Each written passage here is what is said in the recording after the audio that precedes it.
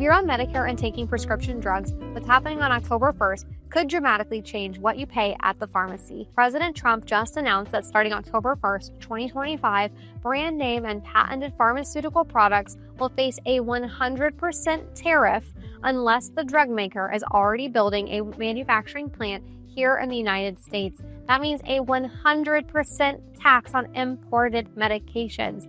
Now you might be thinking, okay, but how does this actually affect me and my Medicare plan? Well, the vast majority of brand name prescription drugs sold in U.S. pharmacies are made overseas and imported. We're talking about some of the most common medications that seniors rely on every single day.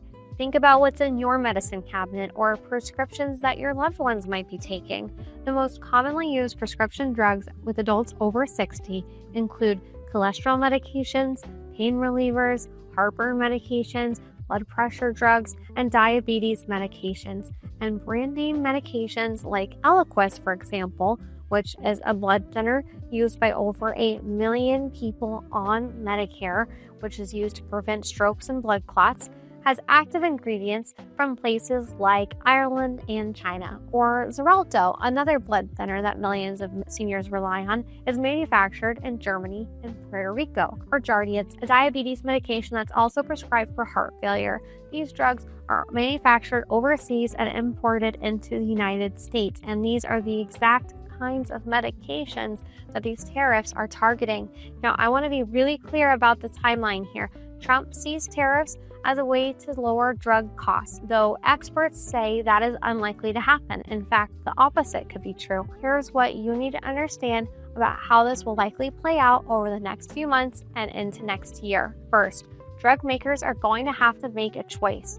They can either start building plants in the US, or they're going to have to pay this 100% tariff when they import their medications. Second, even though companies like Eli Lilly have announced billions of dollars in commitments to build U.S. manufacturing facilities, it could take up to 5 years for these plants to be operational. So we're not talking about an immediate solution here. Third, and this is critical for you to understand, someone has to pay for these tariffs, and pharmaceutical companies aren't just going to absorb these costs out of the goodness of their hearts. These costs are going to get passed down to all of us, no doubt. When drug manufacturers have to pay a 100% tariff, they typically raise the price they charge. When the price of the drug goes up, your Medicare Part D plan has to pay more. And when your Medicare Part D plan has to pay more, guess what happens? Your monthly premiums could go up during the next annual enrollment period. Plans change their premiums based on what they expect to pay for drugs. Your copays and coinsurance could also increase. Your formulary could also change. Some plans might decide certain drugs are just too expensive to cover at the same tier they're in, or they might require prior authorization or step therapy for drugs that they didn't require before. But thank goodness for your out-of-pocket maximum. Thanks to the Inflation Reduction Act of 2022, your annual out-of-pocket spending is capped at $2,100 for 2026. So if you're paying more for each prescription along the way because of this new tariff, you're going to hit that cap faster. I also want you to understand that the Trump administration hasn't yet released any broader tariffs on the drug industry, and a framework deal with the European Union calls for a 15% tariff on pharmaceutical imports with exemptions for generic drugs. So if you're able to switch to a generic version of your medication, that could be a way to avoid some of these cost increases.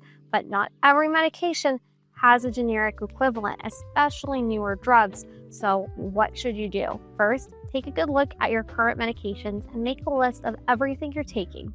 Are they brand name drugs, and do they have generic alternatives? Then start planning for annual enrollment, which runs from October 15th to December 7th. This year, it's more important than ever to compare plans carefully. Don't just stay with what you have because the costs are going to change. Third, maybe talk to your doctor about generic alternatives if you're currently on brand name medications. Sometimes there are equally effective options that could save you a lot of money, especially with these changes coming. Fourth, review your plan's formulary for 2026 when it becomes available.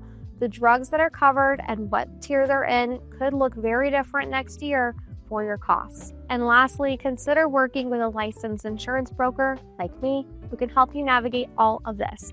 These tariff changes make the world of healthcare more complicated, and having someone in your corner who truly understands how this affects your specific situation could save you in the long run. I'm Callie, a licensed insurance broker and certified Medicare expert. If you have questions about how these tariffs might affect your specific Medicare coverage or your drug costs for 2026, I'm happy to help. Give me a call or schedule an appointment. My information is in the description. And if you found this video helpful, give it a like and subscribe to the channel. And drop a comment right now if you have questions about this or other Medicare topics that you really want me to cover in a future video. I read every single comment. And after that, click right here to check out my next video with more expert Medicare tips just like this. Thanks so much for watching, and I'll see y'all in the next video.